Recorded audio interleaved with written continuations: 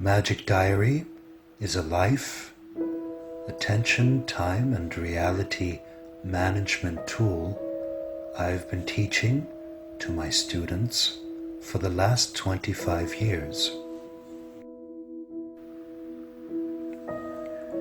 Step 1, get a high-quality, empty book, one that you can regard as precious, because this will be the most precious book of your life, the book you write yourself.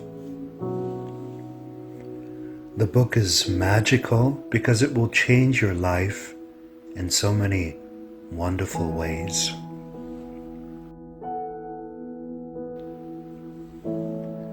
A thing is not magical in and of itself. It becomes magical and effective by the love you invest into it. Soon it gains a life of its own and works for you through the depths of your own subconscious.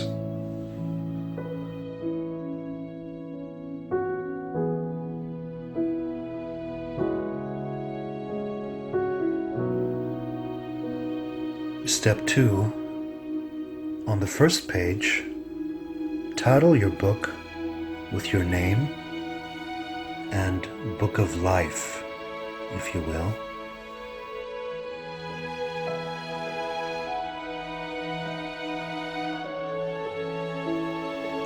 Step 3, write the following table of contents on the next page.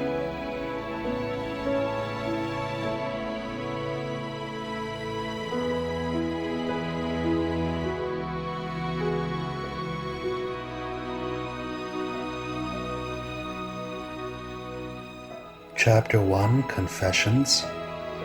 Chapter 2, Life Rewrites. Chapter 3, Intentions. Chapter 4, Reality Scripting. Chapter 5, Priorities and Notes. Chapter 6, Journal. And Chapter 7, Communion with Source.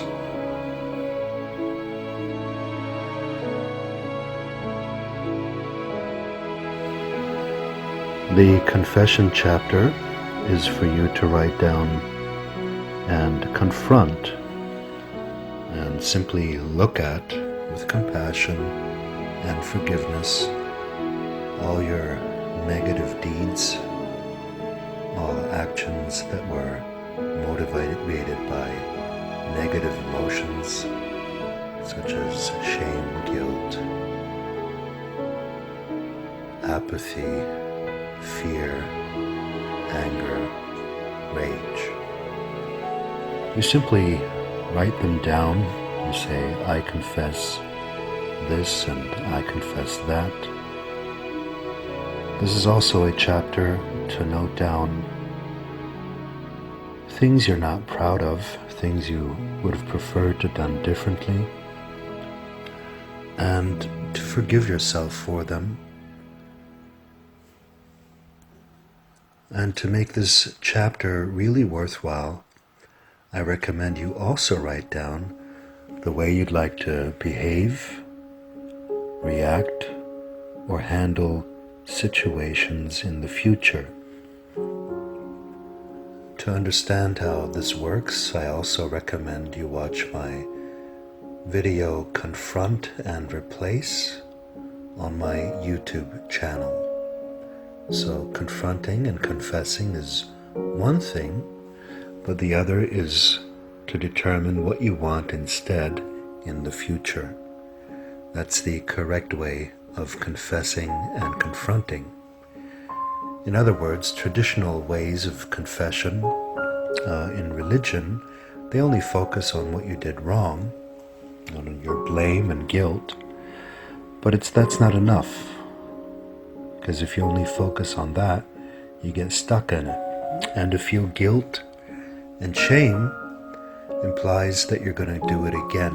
So there's no use in feeling guilt and shame for your transgressions and wrongdoings.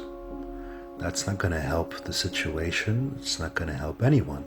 The best way to deal with your wrongdoings is to do it better next time. The best way to deal with your wrongdoings is to make up for them, not to sit around and feel guilty.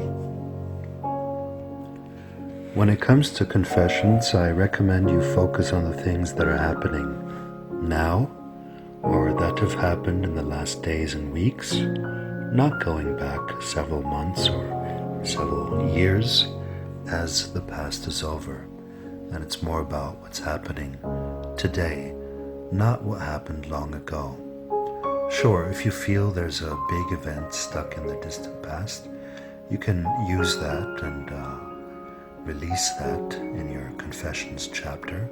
But I recommend you primarily focus on current things.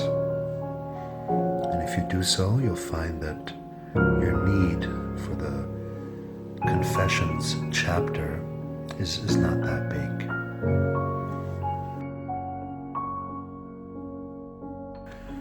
Chapter 2, Life Rewrites. This is where you can focus on things that have happened in the past, even the distant past, that you experienced and you did not like. And what I'd like you to do in this chapter is to rewrite those events. And that means to rewrite them in a paragraph or two the way you would have preferred them to happen.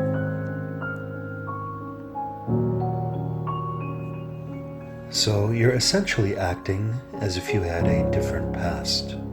You're taking negative stories from the past and rewriting them for the benefit of your subconscious.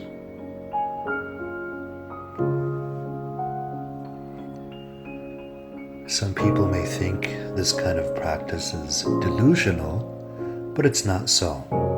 Okay? Thinking that the past is real and exists, that's delusional. The past is over. And when you rewrite these stories, you're taking away the mind's strong tendency to take past events as a justification for present emotions and present behavior. That's what you're really doing here. You're allowing your subconscious to feel better about the past. Now, if you're uncomfortable with writing other things than actually happened, okay, which is what I'm actually recommending. So say you had a fight with somebody a couple of years ago, which had several consequences.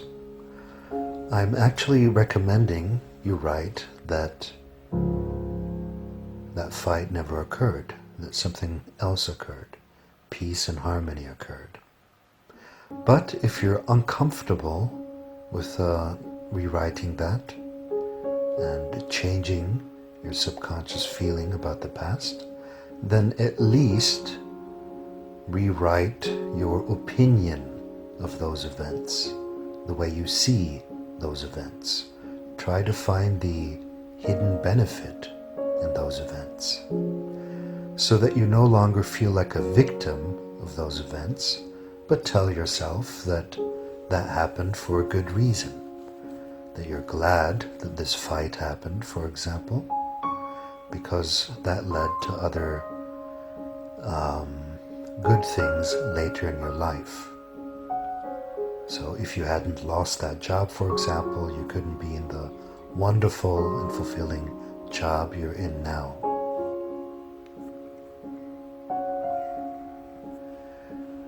Now, the confessions and life rewrites are not the most important parts of the book. They are important, otherwise they wouldn't be there. But the next chapter, the third chapter, should be much fuller and given much more attention. It's the intentions chapter. I recommend you regularly write down your intentions, small and big. things you want to experience, things you seek to manifest, your dreams, goals, and intentions.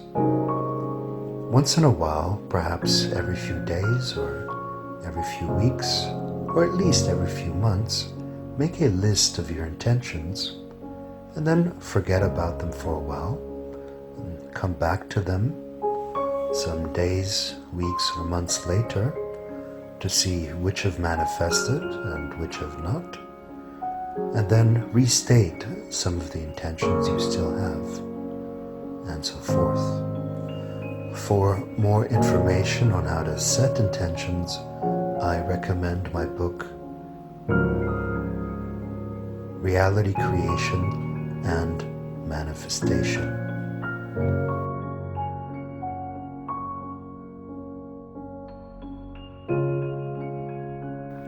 The fourth chapter of the book is for reality scripting.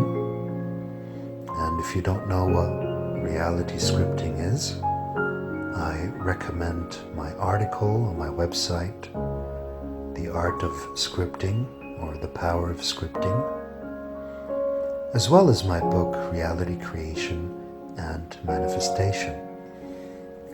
This is probably the most important part of the Magic Diary. It's what makes it magic. To keep writing scripts of scenes you would like to experience in your daily life. You do so in the past tense, as if they had already happened, or in the present tense, as if they are happening right now. You only write what you enjoy, and as you write, you really try to get into it by adding details and dialogue. In fact, the more detail you add, the more you feel, and the more fun it gets. Make this your main discipline. The more you do so, the more powerful and magical your focus gets, and the more powerful your book becomes. Chapter 5 is for notes and things you'd like to remember and to-do lists, without any obligation whatsoever to have to do them.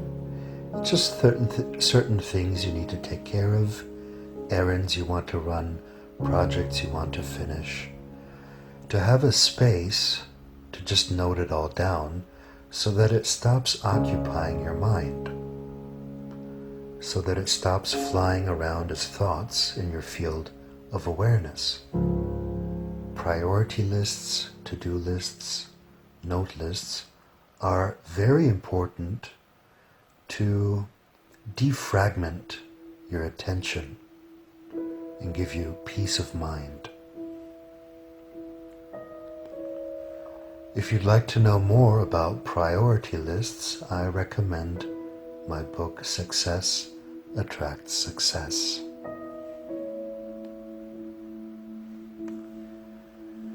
Chapter 6 is for your journal. And journaling is simply writing a diary, writing down things that happen, things you've experienced, things you've learned, things you've seen, things that touch you. You're journaling your life.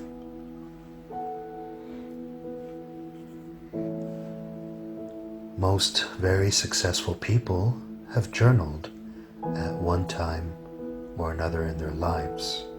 The art of journaling makes you more appreciative and aware of what is going on in your life. Now, some of you might want to mix journaling and reality scripting. Some of you might be comfortable with mixing so-called imagination with what is actually happening. The effect of this is that your reality scripts become more believable because they are mixed with actual events. In fact, some of you are going to want to mix all 7 chapters into one chapter, and in my view, that's just fine. That means on any given day, you would just sit down and work on whatever comes to mind. You might write intention lists if you don't want to go into a full reality script, or you might note down a confession, or you might write down notes and to-dos for the day, or you might do some journaling, or you might do some communion with Source, which is chapter 7.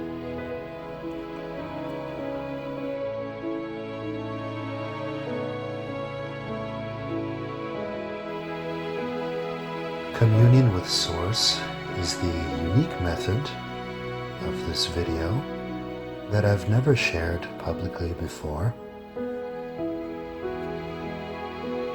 And it's a type of prayer to the highest source,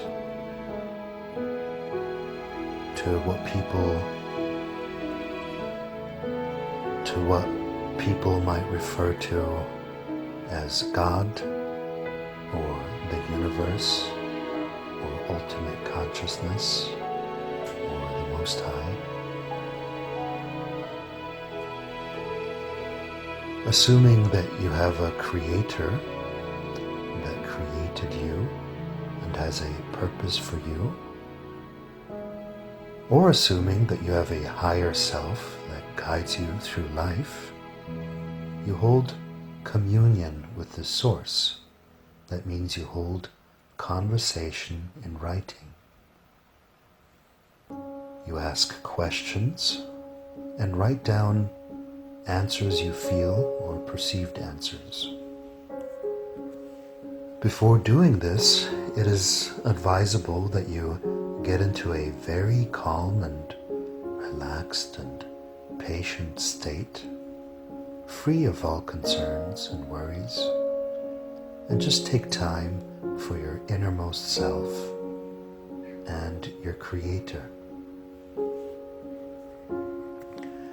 It is recommended that you ask a lot of questions, and you can either write down the answers as they come up, or you can leave answer spaces open to receive answers in dreams or in other ways. In the beginning, your writing may be deliberate, as if created by you, but in time it is possible that the deliberate writing turns into automatic writing, as if some higher power is taking control of your hands and writing for you, if you so allow. The process of automatic writing happens if your questions are humble, truly authentic, and deeply felt throughout your whole body and being.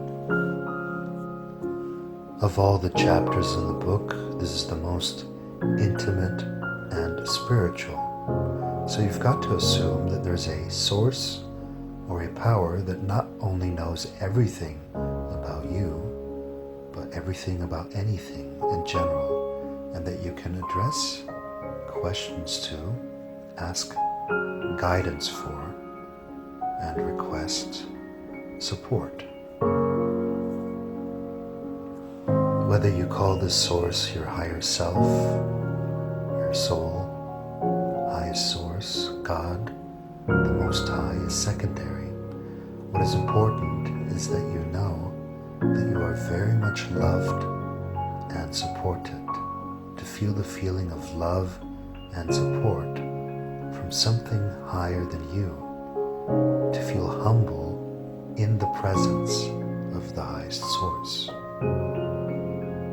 to allow yourself tears and laughter once in a while, to allow deep meditation and contemplation on the things you write.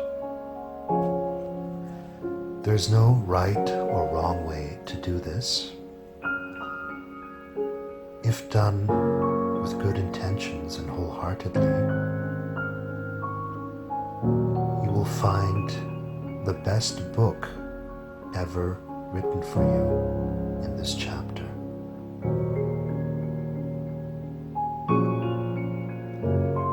I trust the magic diary will serve you well for the rest of your life.